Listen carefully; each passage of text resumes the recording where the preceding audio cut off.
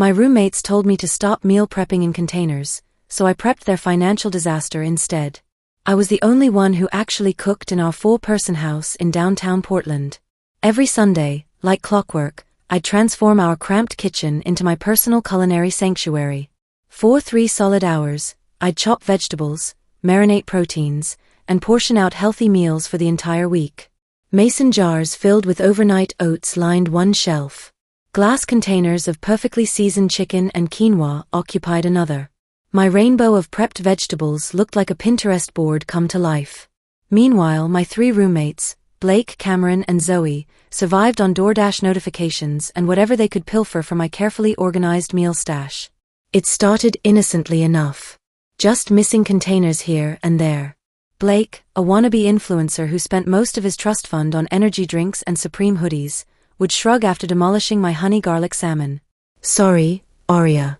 I was high and hungry," became his signature excuse, delivered with that infuriating half-smile that probably worked on his Instagram followers but made my eye twitch. Soon, entire rows of meals would vanish overnight like some twisted food fairy had visited our Frigidaire. My weekly grocery budget of $90 evaporated into their stomachs faster than ice cream on a Phoenix sidewalk. The irony? They still complained constantly about being too broke for groceries, while ordering $30 sushi platters from their phones. But Cameron was the worst offender by far. This guy had the audacity of a politician and the self-awareness of a brick wall. I'd spent 4 hours one Sunday making my grandmother's famous enchilada casserole, the kind that takes 3 different homemade sauces and enough love to feed a small army. I portioned it carefully into 8 perfect servings, enough to last me through Thursday. I came home from my shift at the veterinary clinic to find Cameron scraping the last bits of cheese from the empty Pyrex dish, watching Netflix like he owned the place. When I confronted him, standing there in my scrubs still smelling like dog shampoo and antiseptic, he actually laughed in my face. "Maybe if you weren't so obsessed with those stupid containers, you'd find someone to cook for besides yourself," he said, not even pausing his episode of The Office. That's when I knew this was about to get ugly. Cameron's girlfriend Brianna had basically moved into our house without contributing a single penny to rent or utilities. She didn't just eat my food like the others. No, this girl turned my meal prep into her personal content farm. She'd photograph my carefully crafted Buddha bowls and overnight oats for her Wellness Journey Instagram account, complete with captions about her amazing meal prep Sunday routine. Then she'd systematically destroy an entire week's worth of my food in 2 days, posting stories about her intuitive eating philosophy while literally eating my intuition right out of the containers. The containers themselves would disappear into her white Honda Civic for weeks at a time, returning stained with mystery sauces, warped from the dishwasher, and sometimes, I kid you not, moldy. My beautiful glass meal prep containers had become casualties of war. Something had to give, and it wasn't going to be me. I tried the diplomatic approach first, because my mother raised me right and I still believed in the power of reasonable conversation. One Tuesday evening, as Brianna posted another stolen photo of my Mediterranean grain bowls, I gathered my courage and approached the group. "Hey guys," I said, settling onto our thrift store couch that probably harbored more mysteries than a Stephen King novel. "Could we maybe work out some kind of system where you reimburse me for groceries? I'm spending close to $90 a week, and you're eating most of it." The silence that followed could have been packaged and sold as awkward. Brianna actually rolled her eyes so dramatically I thought they might fall out and roll under the entertainment center. "It's just food, Aria. You're being really weird about this whole thing." She said it like I'd asked her to donate a kidney instead of chip in for the groceries she was photographing and consuming. Blake nodded along like a bobblehead on a dashboard. "Yeah, stop being so territorial about everything. Sharing is caring, right?" He delivered this wisdom while literally holding one of my homemade breakfast burritos, taking bites between words. Cameron just grinned and added, "Exactly, dude. It's not that deep." They actually high-fived each other. In front of me. While eating my food.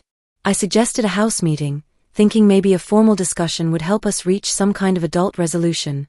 We gathered in our living room the following Sunday, surrounded by empty takeout containers and the lingering smell of Cameron's protein shakes. "Look," I started, pulling out my phone to show them my banking app. "I'm spending about $360 a month on groceries. That's more than some people spend on car payments. Since you guys eat most of it, could we split the cost? Maybe like $80 each per month." The response was swift and brutal. "Your meal prep takes up the entire fridge," Blake jumped in, as if he'd been practicing this speech. "Maybe if you stopped hoarding all the space with your containers, we'd have room for our own food." "Exactly," Cameron chimed in, pointing at me like he'd just solved world hunger. "Stop filling every shelf with your stuff, and problem solved. We could actually use our own fridge." They were treating me like I was the unreasonable one. Like I was some kind of container hoarder preventing them from living their best lives, instead of the person subsidizing their entire existence. Brianna pulled out her phone and started scrolling, clearly bored by the conversation about the food she'd been stealing and monetizing for months. I sat there, processing their complete audacity. These people had been eating my food for 8 months, using my containers, destroying my meal prep routine, and now they were acting like I was the problem because I dared to use the fridge I helped pay for. Something shifted inside me at that moment. A little voice in my head, the same one that had gotten me through college and helped me survive my worst retail jobs, whispered a beautiful, terrible idea. I smiled sweetly, the kind of smile that should have sent warning signals to anyone with functioning survival instincts. "You know what? You're absolutely right." The look of surprise on their faces was worth every penny I was about to cost them. Malicious compliance became my new favorite recipe, and honey, I was about to cook up something special. I stopped using containers immediately, just as they'd requested. No more meal prep Sundays. No more organized glass containers lining the refrigerator shelves. No more hoarding the fridge space with my carefully portioned meals. Instead, I started cooking elaborate, aromatic masterpieces every single night. The first evening, I made my signature garlic butter steak with rosemary roasted potatoes. The smell filled our entire house like a 5-star steakhouse had opened in our kitchen. I cooked exactly one perfect portion, plated it beautifully, and ate it immediately while they watched from the living room. Nothing went in the fridge. Nothing went in containers. Nothing was available for midnight snacking or hungover morning raids. Blake wandered into the kitchen while I was searing the steak, drawn by the incredible aroma like a cartoon character floating on smell waves. "Damn, Arya, that smells amazing. Making extra?" "Nope," I replied cheerfully, flipping the steak with professional precision. "You guys said I was hoarding fridge space with containers, so I'm not using any containers anymore. Problem solved." His face fell faster than his follow count after a controversial post. The psychological warfare intensified over the following days. I became a master of timing, cooking my elaborate meals precisely when their stomachs were rumbling loudest. Sunday football meant I'd whip up buffalo chicken dip, loaded potato skins, and wings that smelled like heaven itself had opened a sports bar. They'd sit on the couch with their sad DoorDash containers, lukewarm pad thai and questionable sushi, while the scent of my homemade feast tortured their senses. I'd eat slowly, savoring every bite, occasionally making little sounds of appreciation that probably violated the Geneva Convention. "Could we maybe have some?" Cameron asked during halftime, his voice smaller than I'd ever heard it. "Sorry," I said, licking buffalo sauce off my fingers with theatrical enjoyment. "You said I was being territorial about food sharing.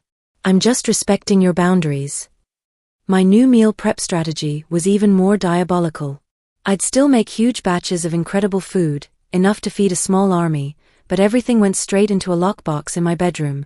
Industrial strength, fireproof, and absolutely impenetrable. The fridge remained completely empty of my contributions. They had all the space they demanded, stretching out in the vast emptiness like a food desert with better lighting. Thursday night game night with their friends became my masterpiece performance.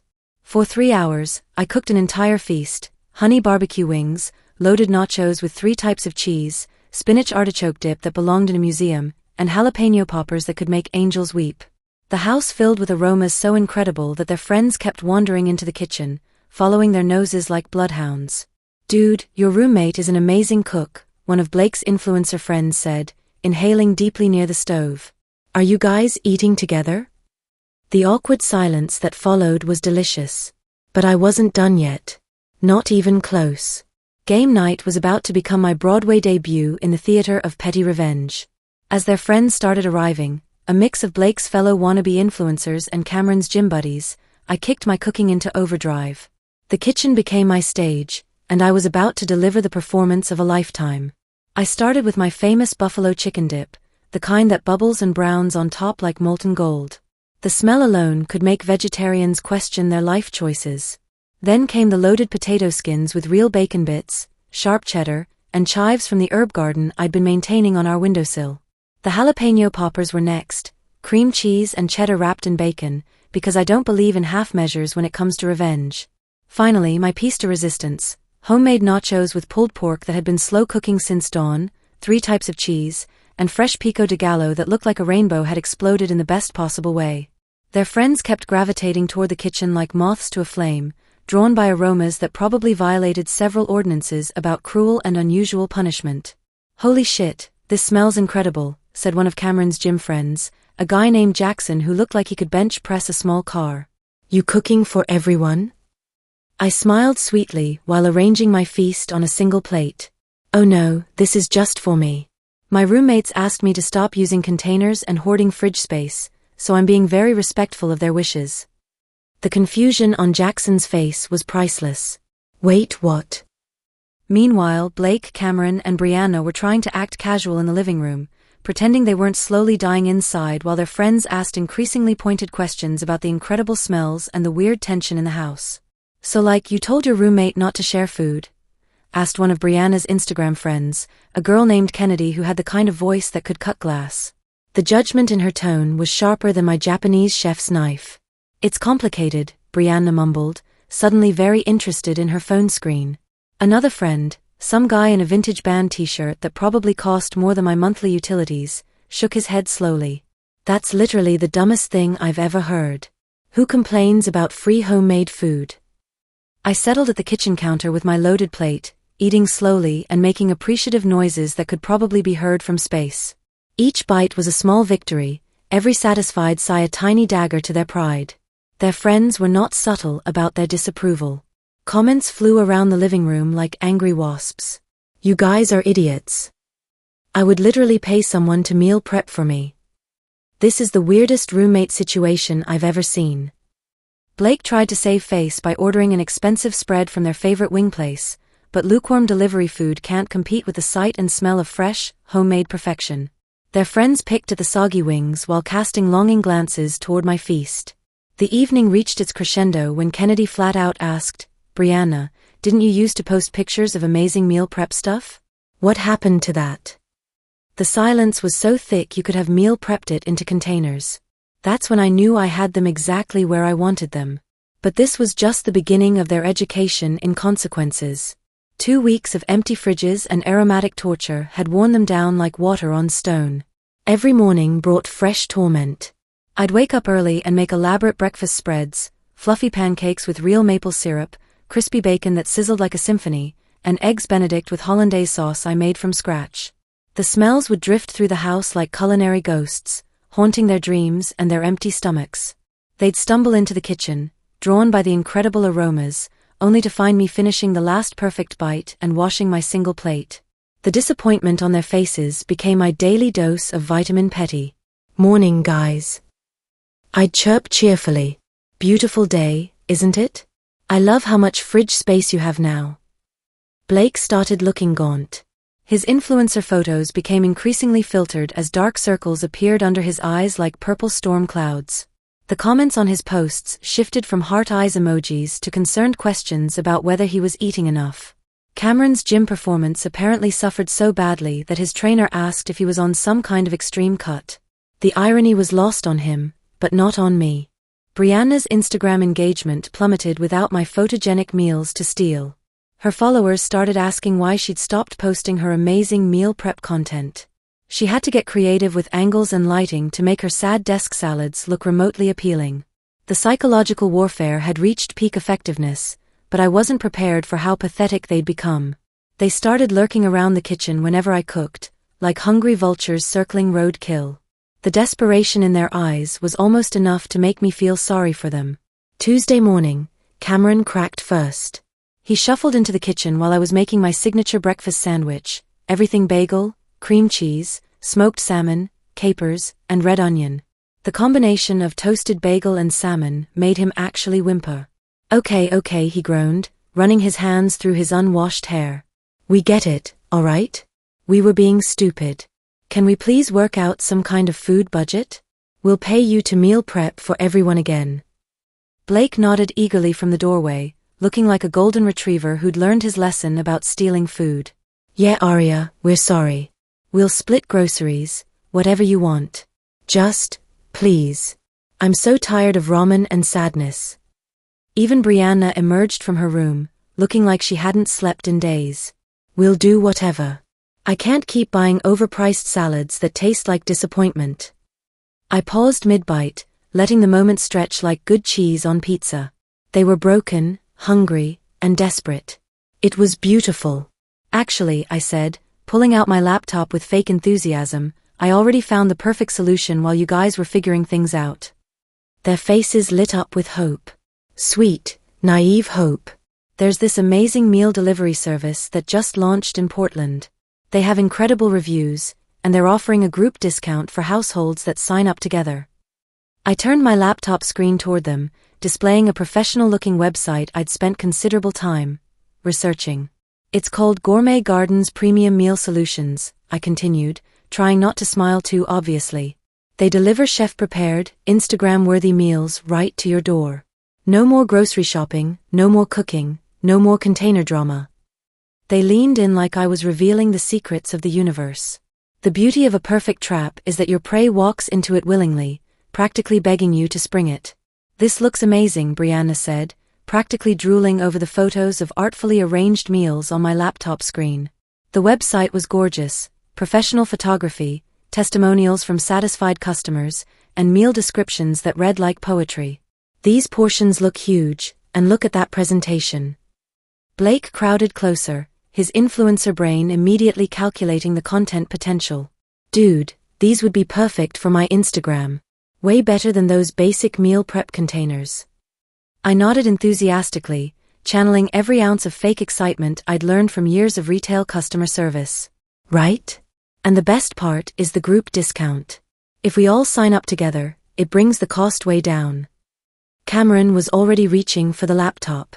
How much are we talking? Well, I said, scrolling down to the pricing section with theatrical flair, normally it's pretty expensive, but with the group discount. I paused for effect, watching their desperate faces hang on every word. It comes out to about $75 per person per week.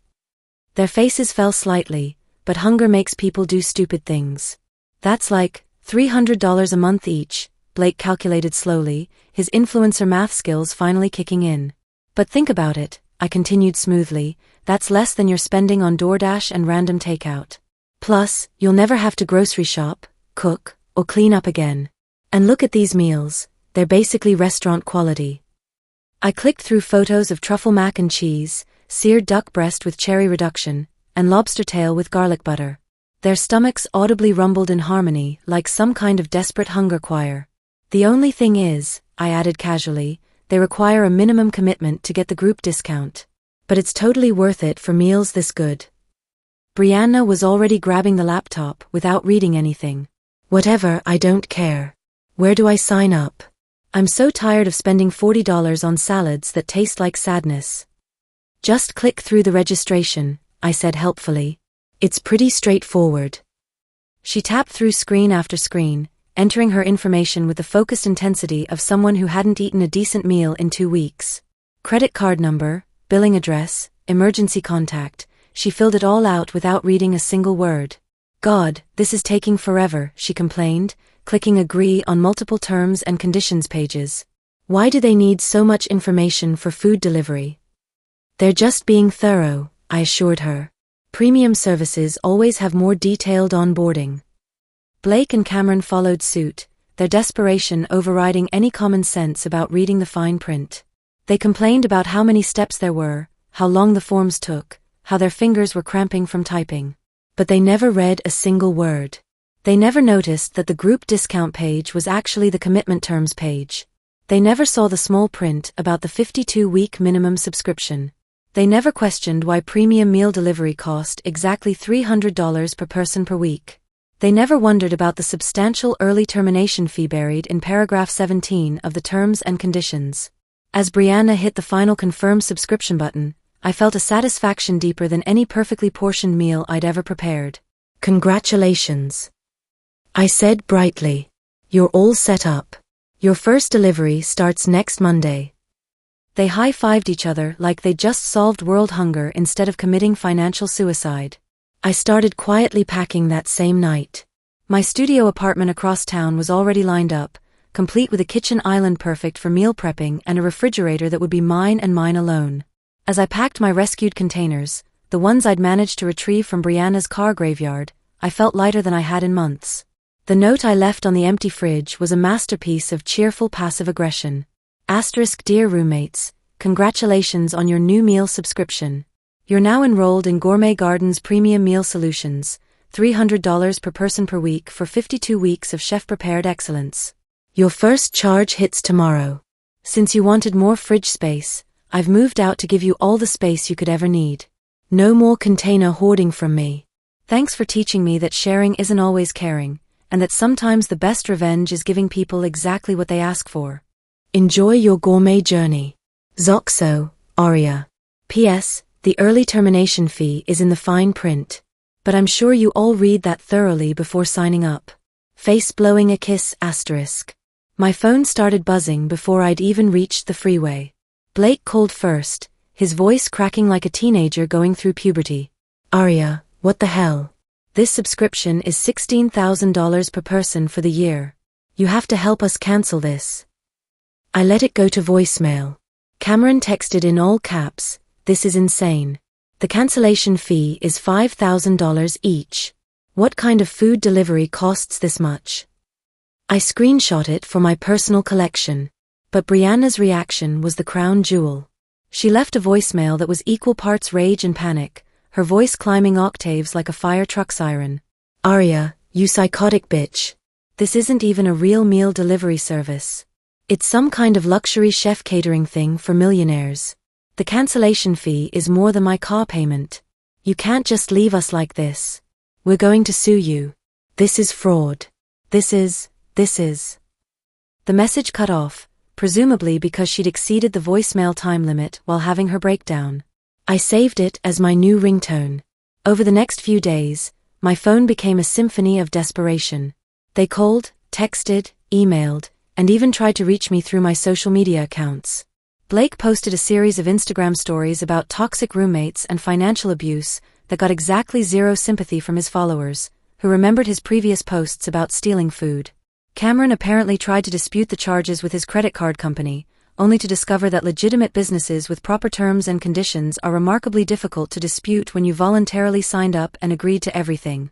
Brianna's Instagram account went dark for a week before she posted a sob story about learning expensive lessons about reading contracts. The comments were not sympathetic. My new studio apartment was everything I'd dreamed of. Sunlight streamed through large windows onto my meal prep station. My containers sat in organized rows in a refrigerator that belonged entirely to me. No more midnight raids, no more stolen lunches, no more photographed meals claimed by someone else. I spent my first Sunday in the new place preparing a week's worth of beautiful, elaborate meals. Rainbow Buddha bowls, perfectly portioned proteins, overnight oats in pristine mason jars. As I arranged them in my fridge, I felt a peace I hadn't experienced in months. My phone buzzed one last time with a text from Blake. We found a lawyer. You're going to pay for this. I smiled, took a photo of my perfectly organized fridge, and typed back, good luck with that. I gave you exactly what you asked for. Maybe next time, read before you sign. And don't steal your roommate's food. P.S. Thanks for teaching me that the best meal prep is preparing for your future, not feeding ungrateful people who mistake kindness for weakness. I blocked all their numbers, poured myself a glass of wine, and started planning next week's meal prep menu. After all, I had a kitchen that was finally completely mine. And sometimes, the sweetest revenge is simply living well, with a fully stocked fridge and a complete set of unstolen containers.